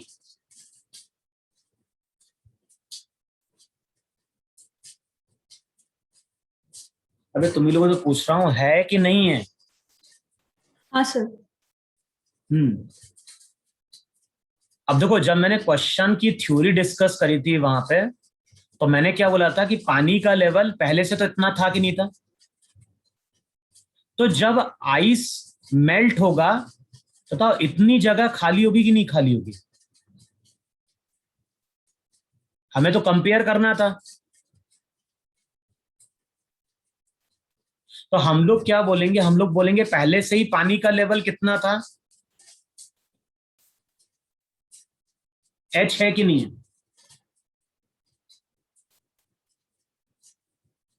अबे पहले से लेवल H है। हाँ सर। अब बताओ, जो नीचे की जगह, जो बीच की जगह मैंने खाली छोड़ी है, बताओ ये खाली किसके कारण होगी? वे आइस के कारण खाली हुई ना, जब आइस मेल्ट करेगा तो। हाँ सर। Yes, sir. अच्छा, अब जब आइस मेल्ट करेगा तो ये पानी बनाएगा कि नहीं बनाएगा? Yes sir. और हम कंपेयर करने के लिए इमेजिन करते हैं कि आइस ने जो पानी बनाया वो पानी इस जगह को फिल करने की कोशिश कर रहा है। भाई पहले से जो पानी था वो तो पूरा प्रेजेंट था, H हाइट था। अब मैंने क्या बोला, जब आइस क्यूब मेल्ट हुआ तो इतनी जगह खाली हुई, और हम इमेजिन कर रहे हैं कि आइस क्यूब का पानी उस जगह को फिल करने की कोशिश कर रहा है। अच्छा, अगर ये कंप्लीटली फिल कर गया तो फिर H हाइट क्या रहेगी मेरी? सेम रहेगी। लेकिन जो आइस क्यूब मेल्ट हुआ और मान लो वो पानी केवल यहीं तक पहुंच पाया, तो फिर क्या होगा? Fall. फिर सराउंडिंग पानी अंदर आ जाएगा, लेवल फॉल कर जाएगा। अच्छा, अगर वाटर ऊपर तक पहुंच गया ऐसा, फिर क्या होगा? इंक्रीज। फिर लेवल इंक्रीज कर जाएगा। लेकिन बताओ अब कितना वाटर बनेगा? हमें चेक कर रहा है वॉल्यूम ऑफ वाटर फॉर्म, किसके कारण? Due to melting of ice. बताओ, आइस की मेल्टिंग के कारण, आइस की मेल्टिंग के कारण कितना वाटर बना? बताओ, मास कभी चेंज होता है कि नहीं होता है? मास तो वही रहेगा ना आइस क्यूब का। अच्छा, अब ये आइस क्यूब किस में कन्वर्ट हुआ? पानी में कन्वर्ट हुआ या नहीं कन्वर्ट हुआ? Yes, sir. तो हमें वॉल्यूम Yes. आइस का देखना है, वॉल्यूम वाटर का देखना है? water, Water. वाटर का। तो मास को ध्यान रखना, हम डिवाइड करेंगे डेंसिटी ऑफ वाटर से। इसका मतलब है कि जब ये आइस क्यूब मेल्ट करेगा तो ये इतना पानी बनाएगा और इतनी जगह खाली हुई है। बताओ, जो जगह खाली हुई है और जो पानी बना है, दोनों का वॉल्यूम सेम है कि नहीं सेम है? Yes, sir. हाँ सर, इसका मतलब ये हुआ कि जब ये आइस क्यूब मेल्ट करेगा तो पानी पूरा यहां तक ऑक्यूपाई कर लेगा कि नहीं कर लेगा? Yes, sir. तो इसका मतलब है कि लेवल में कोई चेंज आया क्या? वाटर के लेवल में नहीं, नहीं। अच्छा, तो ब्लॉक की हाइट में कुछ चेंज आया क्या? ये तो पहले जो हाइट थी सिस्टम की वही हाइट अब है क्या? No sir.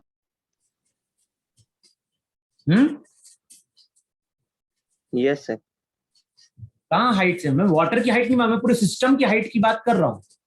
पूरे सिस्टम का मतलब पहले आइस प्लस वाटर था, बाद में केवल वाटर वाटर रह गया। तो बोल रहा हूं, इनिशियली जो सिस्टम की हाइट थी वही हाइट बाद में है क्या? Yes, sir. ये किसको यस दिख रहा है बे?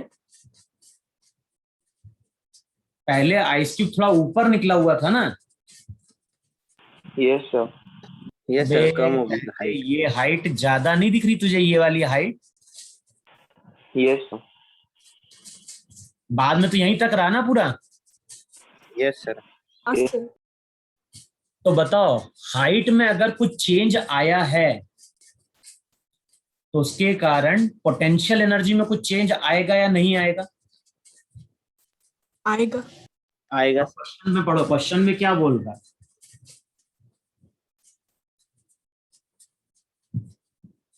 अच्छा, यहाँ पे तो अरे एक चीज और देखो ना, ये तो हमने कब कंसिडर किया? ये हमने थ्योरी ली है जब कंटेनर का, हमने ये मान के चला है कंटेनर का डायमेंशन बहुत बड़ा है।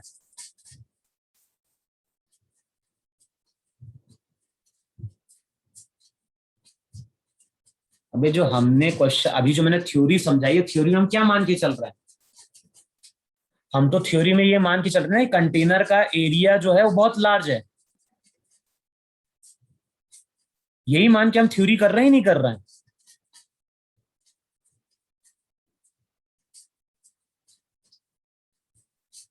अबे हाँ या ना?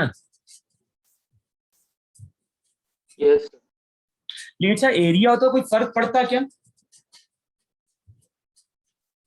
No, sir. वो कब पड़ता? वो पड़ता कि पहले पानी था, पानी में आइस क्यूब डिप करेंगे तब लेवल में कोई फर्क पड़ता वहां पे।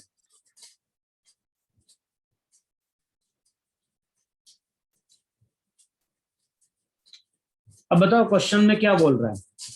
क्वेश्चन में एक तो तुम्हें बोल रहा है एक आइस क्यूब है जिसकी साइड की लेंथ कितनी दी हुई? साइड की लेंथ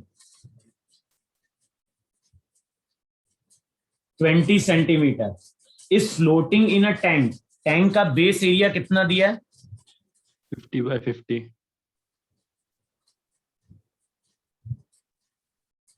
50 by 50। ठीक है। Partially filled with water, density of water इतना इतना, calculate increase in gravitational potential energy when the ice melts completely. तो बताना है पोटेंशियल एनर्जी में इंक्रीज कितना आएगा।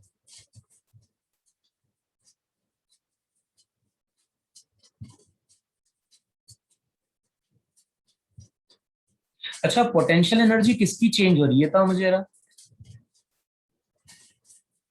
आइस की चेंज होगी कि नहीं चेंज होगी? इस डायग्राम को देखो जरा, यहाँ पे केवल देखो जरा, यही हाइट चेंज हो। एक मिनट रुको जरा, ये तो कुछ फर्क तो नहीं पड़ना चाहिए था, यही हाइट चेंज हुई कि नहीं चेंज हुई? Yes, sir.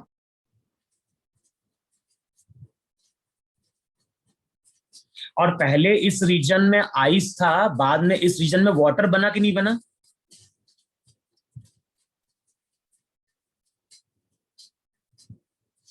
ये बताओ, एक मिनट जरा चेक करो जरा, इतना जो वाटर था उसकी हाइट में कोई चेंज आया क्या? ये जो वाटर था, ये वाटर बताओ पहले से भी यहां था कि नहीं था? बताओ यहां पे भी वाटर पहले से इतने में था कि नहीं था? हाँ सर। तो केवल इस रीजन में पहले आइस था, बाद में यहाँ पे वाटर रह गया, केवल यही फर्क पड़ा कि नहीं पड़ा?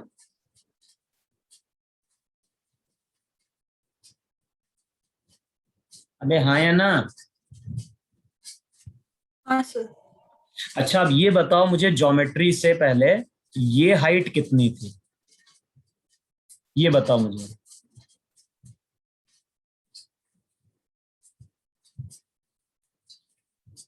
बोलो, कुछ लिखवाया था? पानी में अगर कोई ब्लॉक जाएगा तो वो डेंसिटी के प्रोपोर्शनल उसका साइड जाता है कि नहीं जाता है? Yes, sir. जब डेंसिटी 0.5 होती है तो 10 जाता है, डेंसिटी अगर 0.9 होगी तो बताओ ये कितना होगा, 18 होगा कि नहीं होगा? 18 yes. Yes, sir. 18. अब मैं डायरेक्ट लिख रहा हूं ये चीज, तुम लोग चेक कर लेना भाई। ये जो पोर्शन होगा ये 18 सेंटीमीटर होगा, और जो बाहर निकला होगा 2 centimeters. वो 2 सेंटीमीटर होगा कि नहीं होगा? अच्छा देखो, वाटर की पोटेंशियल एनर्जी में कोई चेंज नहीं आया, जो येलो कलर की मैंने लाइन खींची है, देखो इतने की हाइट में कोई चेंज आया है क्या? इतने पोर्शन का जो पानी है वो तो वैसे ही के वैसा रहा। अच्छा बताओ, इनिशियली अगर हम देखें तो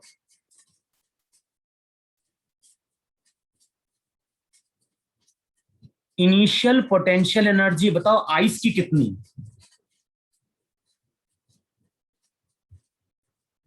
आइस का मास निकाल सकते हो नहीं निकाल सकते हो? मास ऑफ आइस इंटू जी, और बताओ उसका सेंटर ऑफ मास कहां पे होगा? 10 पे. 10 पे। किसको हम रेफरेंस मान के चल रहे हैं तो मुझे, हम इस लोअर मोस्ट पॉइंट को रेफरेंस मानते हुए चल रहे हैं। तो बताओ इसको अगर हम रेफरेंस मान के चलेंगे तो इनिशियली मास लिखो आइस का जी, इंटू हाइट लिखो वहां पे 10 सेंटीमीटर, अगर मीटर क्यूब में जा रहे हो, डेंसिटी मीटर क्यूब में दी ना, हाँ तो इसको फिर 0.1 कर दो वहां पे, सबकी वैल्यू पुट करो जरा और बताओ जरा इनिशियल पोटेंशियल एनर्जी कितनी है? मास आइस का क्या होगा? आइस का मास हो जाएगा डेंसिटी इंटू वॉल्यूम। सबकी वैल्यू पुट करो और बताओ जरा इनिशियल पोटेंशियल एनर्जी कितनी है आइस की?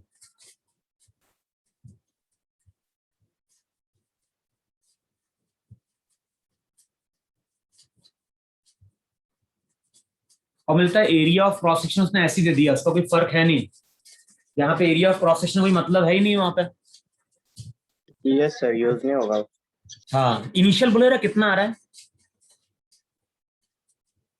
जो भी मास ऑफ आइस रहेगा उसको क्या लिखोगे? Density of ice into volume. जी ले लो 10, सब कुछ ऐसा ही सिस्टम में प्लेस करेगा। अब बताओ यूआई कितना आ रहा है?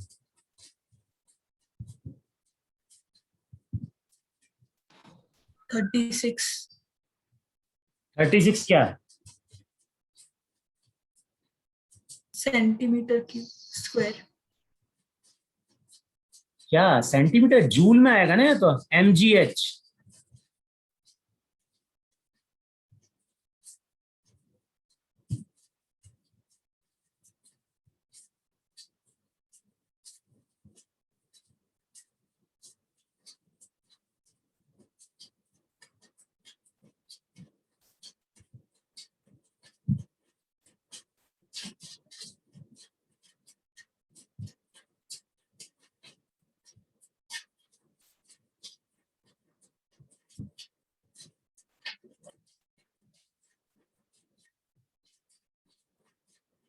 अरे मास नहीं कैलकुलेट कर पाए क्या? एम मास 7.2 सर, कितना? 7.2. 7.2। चलो फाइनल देखो यार, बताओ मास तो वही रहा कि नहीं रहा? अबे इस रीजन में भी फाइनली एम मास ही है कि नहीं है? लेकिन अब क्या लिखोगे? अब लिखोगे m इंटू जी। लेकिन अब लेवल कितना हो गया? 18 का आधा 9 और 9 का डिवाइडेड बाय 100।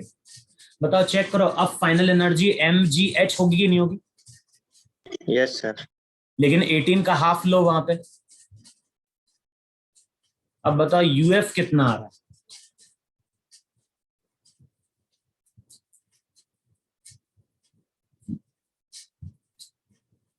और देख के ही लग रहा है हाइट तो कम हो गई ना, तो लॉस हुआ है यहाँ पे। तो उसने इंक्रीज बोला था कि चेंज बोला था?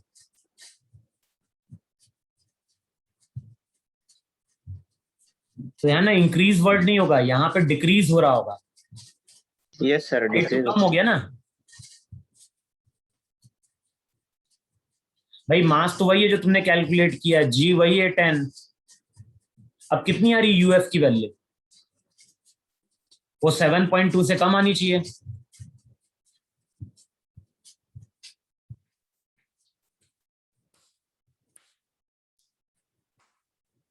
अब इतना टाइम लगेगा तुम लोग कैलकुलेट करने में? जो आंसर है इसको 0.1 से डिवाइड करो, 0.09 से मल्टीप्लाई कर दो। 0.1 की जगह में 0.09 यूज करना है, यही करना है ना?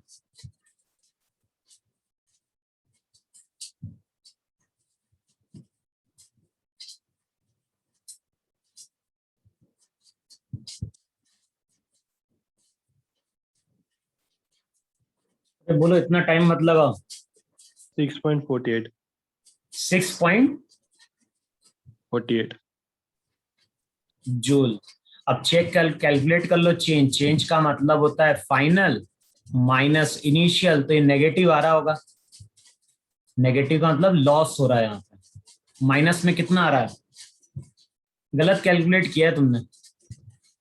यस सर, वही आ रहा है ठीक 6.48. है, जो आंसर दिया है ना वो दिया है 0.72 माइनस में। देखो चेक करो अप्रोक्सीमेटली ये बन रहा है क्या?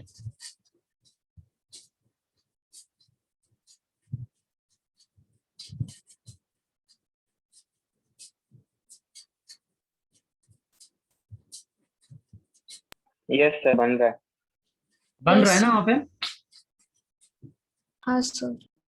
Yes Yes, sir. sir. भाई टैंक के एरिया ऑफ क्रॉस सेक्शन का यूज क्या होता है? एरिया ऑफ क्रॉस सेक्शन का यूज तब होता है जब पानी का लेवल पहले से दिया होता।